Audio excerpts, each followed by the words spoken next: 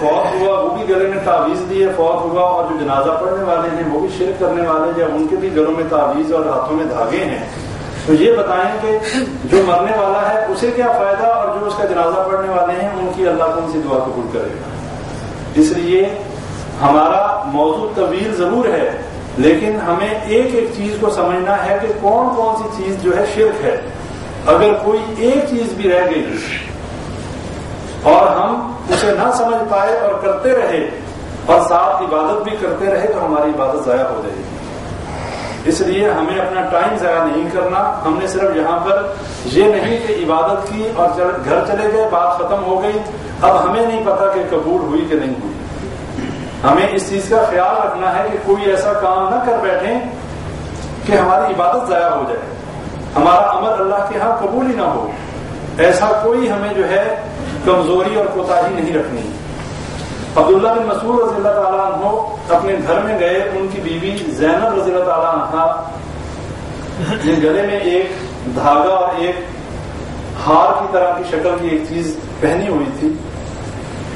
تو حضرت عبداللہ بن مسعود رضی اللہ تعالیٰ عنہ نے پوچھا کہ یہ کیا ہے؟ انہوں نے کہا کہ میری آنکھ میں تکلیف ہوتی ہے، جس وجہ سے میں نے ایک جو ہے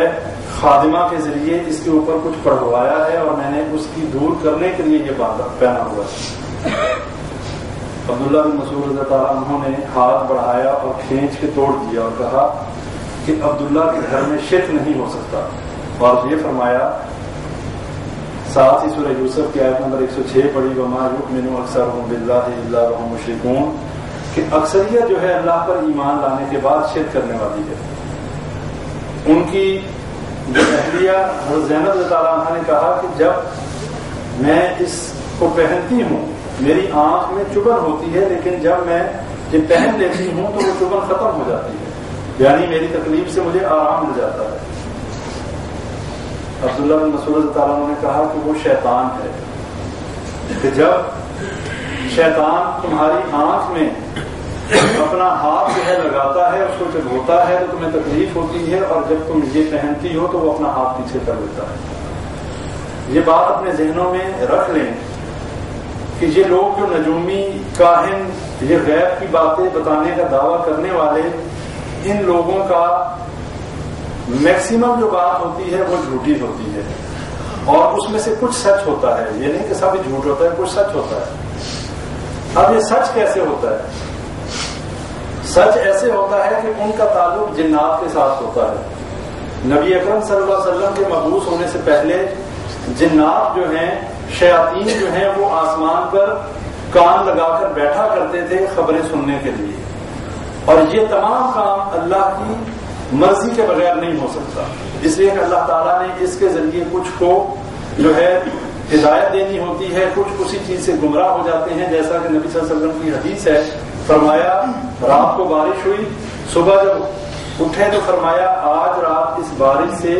کئی لوگ جو ہیں وہ گمراہ ہو گئے، اور کئی جو ہیں ان کے ایمان جو ہیں اور مضبوط ہو گئے۔ صحابہ نے پوچھا کیا معاملہ نبی صلی اللہ علیہ وسلم؟ فرمایا کہ یہ جو رات بارش ہوئی،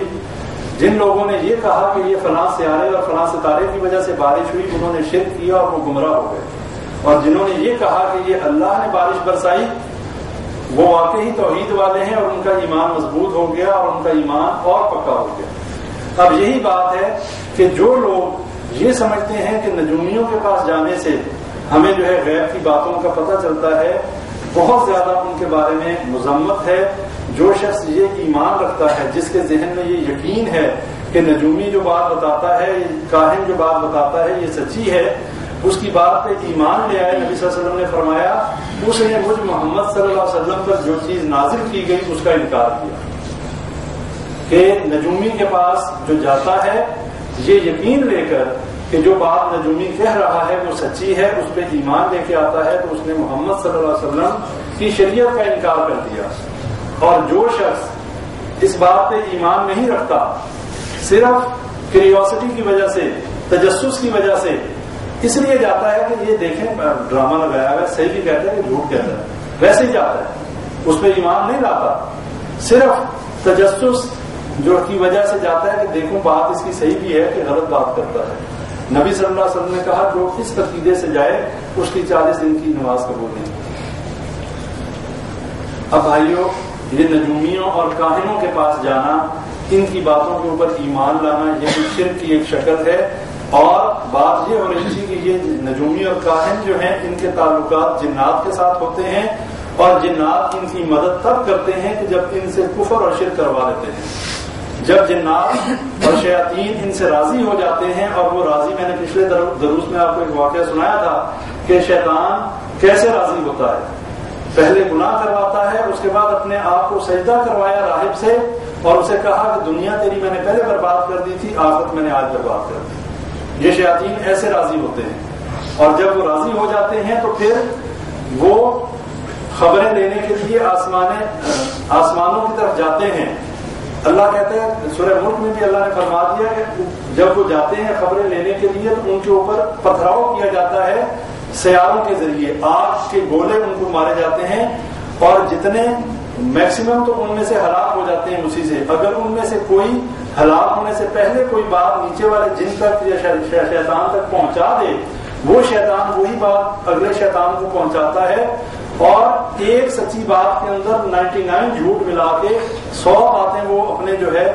جس کے لیے اس نجومی اور کاہن تک پہنچاتے ہیں، اور ہوتا یہ ہے وہی باتیں آگے بتائی جاتی ہیں جن میں سے ایک بات سچی نکل آتی ہے، 99 باتیں جھوٹی ہوتی ہیں، اور جو ایک بات سچی ہوتی ہے لوگ کہتے ہیں واہ واہ بڑا پہنچا ہوا بندہ ہے، لیکن اس نے کہا تھا، اس نے سچ بتا دیا۔ کئی لوگ ایسے ہوتے ہیں، ہم جاتے ہیں، وہ ہمارا نام، ہمارے ماں باپ کا نام، ہمارا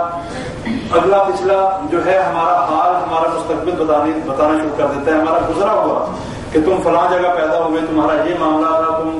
جو ہے تمہارے ساتھ یہ حادثے پیش آئے۔ اب یہ کیسے بتاتا ہے کہ یہ بھی شیاطین اور جن کے ذریعے جو ہر انسان کے ساتھ ایک شیطان ہے، اور وہ شیطان جو ہے وہ یہ باتیں دوسرے شیطان تک منتقل کرتا ہے، اور وہ جو ہے نجومی تک پہنچاتا ہے، اور جب بندہ کسی نجومی کے پاس جاتا ہے تو اس کے پاس پہلے ہی یہ باتیں پہنچ چکی ہوتی ہیں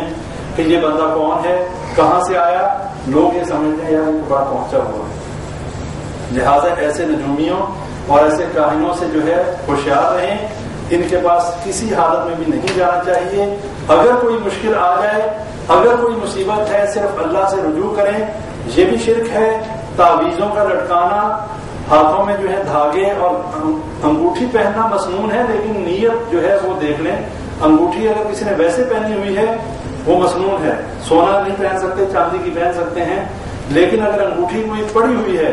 اس کے اوپر کوئی دم ہوا ہے، کوئی منتر ہوا ہے، تو وہ نہیں پہن سکتے۔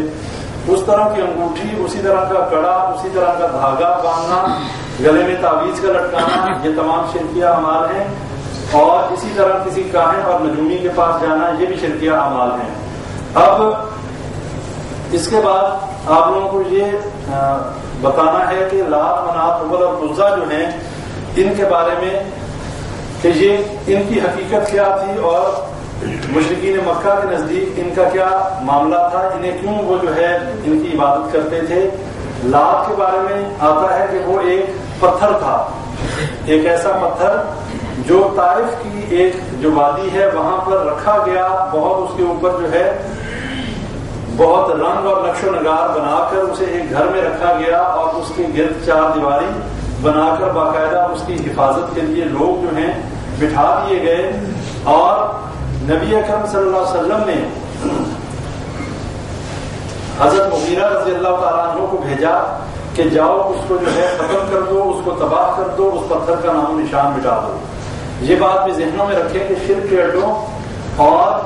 شرک والی جگہوں کو پاک صاف کرنا یہ نبی اکرم صلی اللہ علیہ وسلم کی سنت ہے، اور نبی اکرم صلی اللہ علیہ وسلم نے یہ کام صحابہ کے ذریعے کروایا۔ یہ لات جو تھا یہ ایک سفید پتھر تھا جسے حضرت مغیرہ رضی اللہ عنہ کو نبی اکرم صلی اللہ علیہ وسلم نے بھیجا کہ اس کو ختم کر دو، اس کو مسمار کر دو۔ حضرت مغیرہ جو ہے وہ گئے اور انہوں نے اس پتھر کو جو ہے جلا دیا، اس کو بالکل تباہ کر دیا، اور اس